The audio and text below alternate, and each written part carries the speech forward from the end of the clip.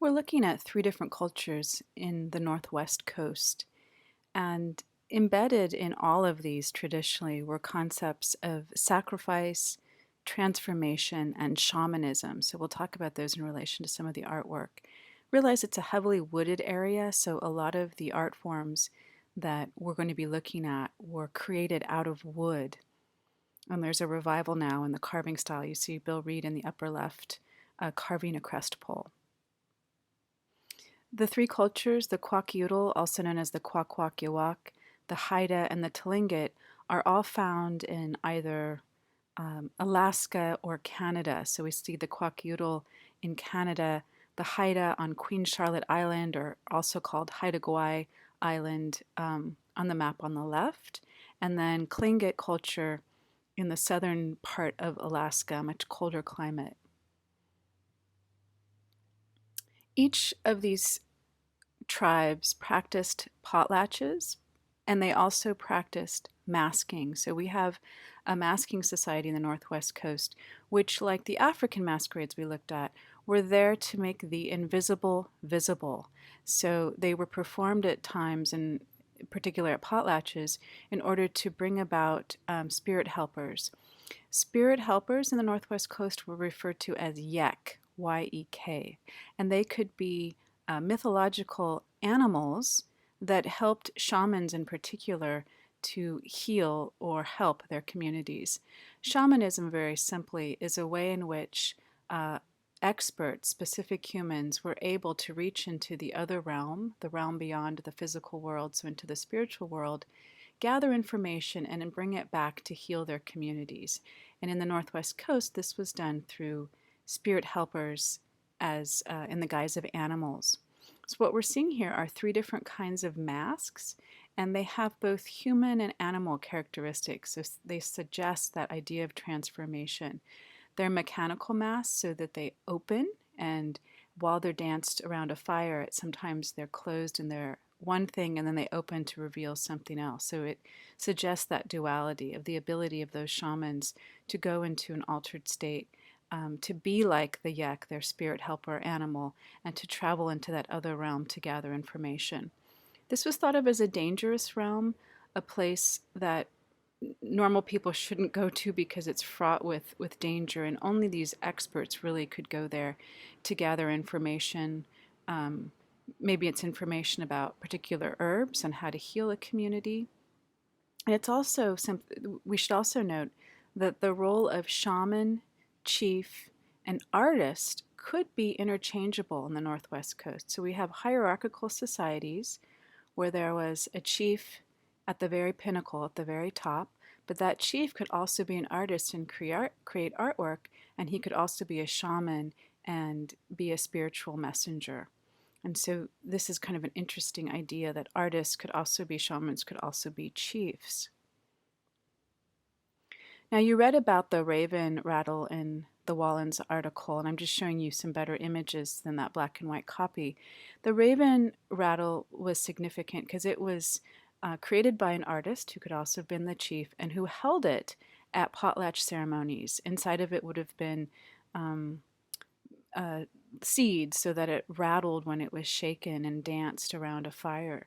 And here we get that notion of sacrifice that you read about, where we have Raven who gave his life for man to exist, holding man on his back, supporting man, giving him life, and then the frog, a symbol of death, sitting on man's chest, or in the case in the upper left, it's actually Raven.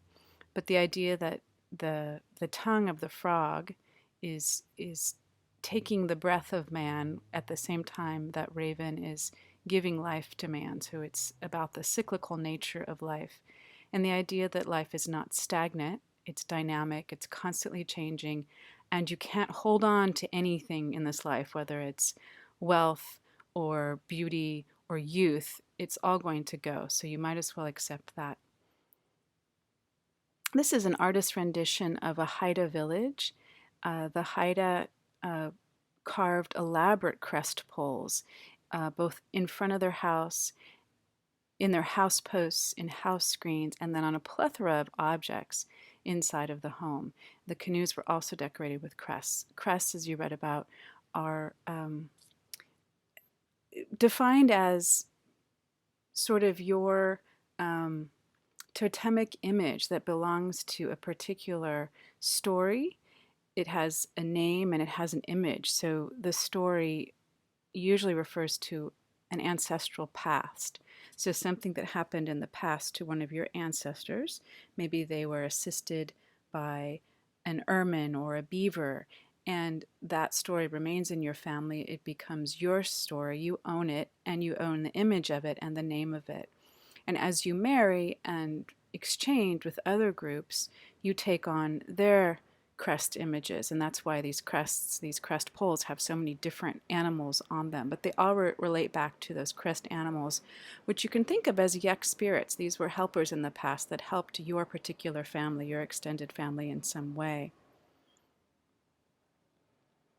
The potlatch ceremony, which is a gift-giving ceremony. It's a feasting ceremony. It's a time to exchange gifts, but also to take on new roles and rank and to recognize those new ranks and those inherited positions, was something that was held in the winter time when there was really nothing else to do. These are hunter and gatherer and fishing societies, and so agriculture was not part of their lifestyle. And during those winter months when it was extremely cold, villages would come together. It was the only time when large groups of people came together, and they would hold a potlatch. And it was a responsibility of the chief to give away, according to people's rank, everything that he owned. So to become powerful and wealthy, he gave away, very different than the Euro-American idea of wealth, where we acquire and hold on to and amass over a lifetime. Here it's the idea of giving away everything, from the poster bed, the columns on your bed, to your spoons, to everything you owned.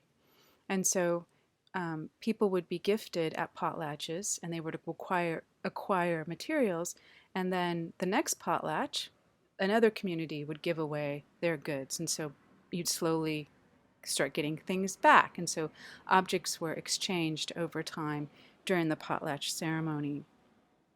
Lots of different objects were gifted and given: poles and robes and headdresses and staffs and screens, um, boxes like that you see in the bottom right, and there's the image of Raven on the bottom left. Feasting dishes, here's a beaver in the upper right made of wood. This would have held very rich oils that would have been served at potlatches. Chiefs wearing Chilkat blankets on the upper left, Chilkat robe and a hat on the bottom. And here we see some crest bowls on Haida Gwaii and Queen Charlotte Island. The ones on the left are new, the one on the right is an older version, and these were essentially allowed to deteriorate. The Haida stopped carving them after the conquest period, and they basically laid in ruins and began to deteriorate until some artists in the 1950s, 1960s began taking an interest in them, and now there's a revival to recreate some of these poles based on, again, family stories and lineages. Both the three-dimensional crests that we just saw on the poles and the more two-dimensional crests that we see on blankets and so forth are all done in something called the formline style. And this is really a kind of grammar. It's a limited vocabulary that the artists of the Northwest Coast had to work with. And they all worked within this style. And very basically, to give you an idea of how you create in the form line, you're restricted to the following shapes: ovoids and U-forms. An ovoid is basically a square or a rectangle with rounded edges, and a U-form is probably straightforward. Okay. The primary form line, it's called form line because there's a black line around everything, is what you see in the top there. Then a second color is added, red is introduced, and lastly you can fill in with some blue. And it's this push and pull between negative and positive space. That term contour rivalry refers to that black outline, which can be a shark's tooth in one rendition or a fin in another rendition. So if you look at it one way, it becomes one thing. If you look at it again from another perspective, you can see it change. The idea here is not that you're creating an otter. The idea, because the artist very clearly could, if we go back for a second to this image in the upper right, this is clearly a beaver. They were able to reproduce it very naturalistically. But they're choosing here to do something very different. They're choosing here to make a more mythological kind of form that is very abstract and is difficult to read. It's intentionally difficult. It's not supposed to be easy. The form line style goes from the very, very abstract to the point where it's almost not recognizable, like the one on your left, the grizzly bear, to that which is perhaps a little clearer to see. This is a dogfish, a kind of shark on your right. But still you can see it's very reductive. It's basically just three primary colors. In fact, the white is just the paper. It's symmetrical, needs to be symmetrical, and the shapes are ovoids, some circle, more circular pattern, and U forms. There's also a need to fill spaces. So when there's an open space, you fill it with another face rather than leaving it open. Look at the grizzly bear for a minute. It takes a while, but maybe you begin to see that big mouth in the center with the teeth. Maybe you begin to see the sort of the shape of the ears of that grizzly bear. Here's a killer whale, and again, an artist linear drawing on the right gives us a sense of where the blowhole is, where the eye is, the pectoral fin.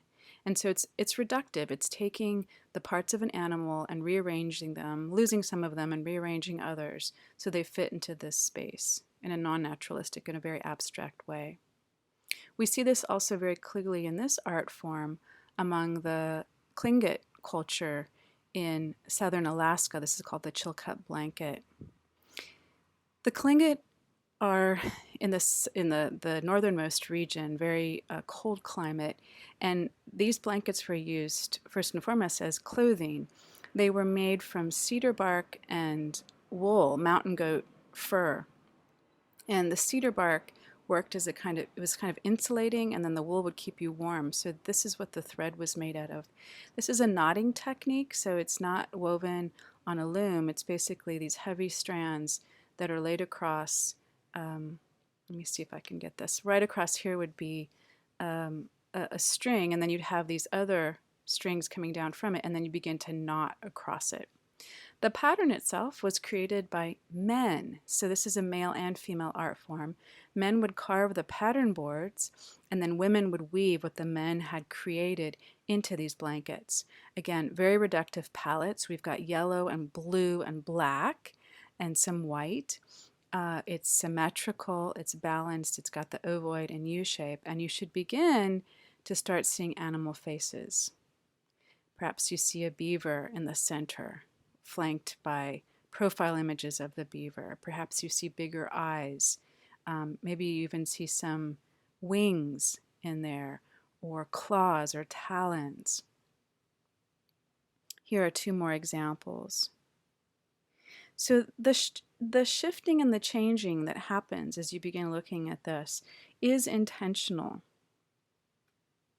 And the result of these blankets, of the form line style in general, is really interesting because there's this tension between that very rigid style. Remember, they had to work with very limited rules. I mean, they had lots of rules, very limited ability to go outside of the form line regulation. So it was very rigid style, but it's used to depict the act of transformation. What do I mean by that? The idea is that you stare at these long enough, and it's supposed to be visually challenging. You begin to lose touch with everyday waking state. You begin to experience what shamans experience, which is that notion of transformation, getting into an altered state. So again, it's not about representing something in nature, an animal in nature. It's about the esoteric, the supernatural, the essence of that yek, that mythical being that is a part of your heritage, your ancestry, your myth, your creation story. And in the Wallens article, he describes these Chilkat blankets worn by chiefs during potlatch ceremonies. So imagine you're in a very dark room, a central fire. The chiefs are wearing this. They're dancing. It's almost impossible to see it clearly. So it's even more visually challenging. And he says the chief becomes kind of like a box, like that famous box that housed the sun that Raven stole for mankind, like you see on the right. So we find here a really interesting kind of art that was made to be visually challenging, to help one enter an altered state, and to help you to be in touch with kind of the supernatural. Here's again two elders wearing that Chilkat blanket. Now, the Potlatch ceremony was outlawed in 1884 in Canada, and this was largely due to the fact that Europeans saw it as threatening. This was the only occasion where large groups gathered together, and they were threatened by that, and so it was outlawed. This was a potlatch that was allowed to be staged in 1901, and after this was staged, all the men in this image and everyone that participated had to give up all of their materials, thousands and thousands of objects, and it went then to museums. There was a famous potlatch at Alert Bay in 1921 after this photo was taken, after it was outlawed. And Dan Cranmer, the Haida man who held it, didn't think that the police would find out about it because, in fact, it was the middle of winter, nobody was around. But it was broken up by field officers, and 8,000 objects were confiscated from that potlatch in 1921. This is called the Umista Cultural Center, and the Umista Cultural Center was set up in Alert Bay by the Haida, by Dan Cranmer's daughter, Gloria Cranmer, and her descendants, to try and bring back those objects that were taken in that initial potlatch. And some of them have been returned. So the Field Museum in Chicago and other museums have begun letting some pieces come back. And they're displayed in the order in which they were actually seen in the potlatch in 1921. This is a wonderful opportunity to go and see some of these objects.